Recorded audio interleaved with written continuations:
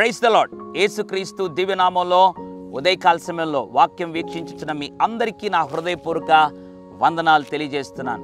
ఉదయకాల సమయంలో ఒక ఆలోచన నీలో ఉంది. ఇన్ని సంవత్సరాలుగా ప్రార్థన చేస్తున్నాను, దేవుడు ఎప్పుడు నా జీవితంలో కార్యం చేస్తాడు, దేవుడు ఎప్పుడు నా జీవితంలో మేలు చేస్తాడు అని ఆలోచిస్తున్నావా? ఉదయకాల సమయంలో ఒక అద్భుతమైనటువంటి ప్రార్థనను దేవుడు నేర్పించాలని, ఆ ప్రార్థనను మనం ప్రతిరోజు చేయాలని ఆశపడుతున్నాడు. ఏంటా ప్రార్థన? 141వ కీర్తన 1వ వచనం. యెహోవా, నేను నీకు మొరపెట్టుచున్నాను, నా యొద్దకు త్వరపడి రమ్ము, నేను మొరపెట్టగా నా మాటకు చెవియొగ్గుము. ఎంత అద్భుతమైన ప్రార్థన! దావీదు అనబడిన భక్తుడు అంటున్నాడు, యెహోవా, నేను నీకు మొరపెట్టుచున్నాను, నా యొద్దకు త్వరపడి రమ్ము. దేవా, నా ప్రార్థన విని నా దగ్గరికి రా ప్రభువా, నాకు మేలు చేయి ప్రభువా, నన్ను దీవించు ప్రభువా, నన్ను ఆశీర్వదించు ప్రభువా అని అడుగుతున్నట్లుగా దేవుని వాక్యంలో గమనిస్తున్నాను. నా యొద్దకు త్వరపడి రమ్ము.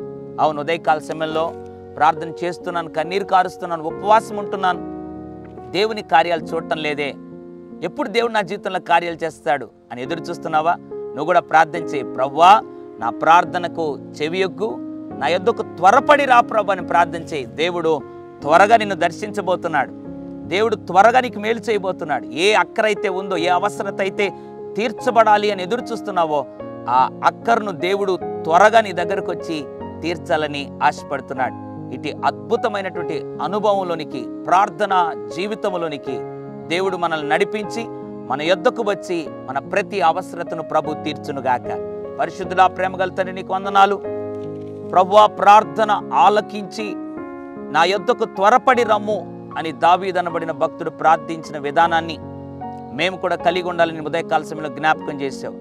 ఎంతమంది అయితే ప్రభా, నా ప్రార్థన ఆలకించి నా దగ్గరకు త్వరగా రా ప్రభు అని ప్రార్థన చేస్తున్నారో, వారి జీవితంలో ప్రభువా, వారి ప్రార్థన ఆలకించి త్వరగా ప్రభువా వారి జీవితంలో నువ్వు కార్యాలు జరిగించి అవసరతలు తీర్చి మహిమ పొందమని యేసు నామములో ప్రార్థిస్తున్నాను తండ్రి. Amen, amen. God bless you.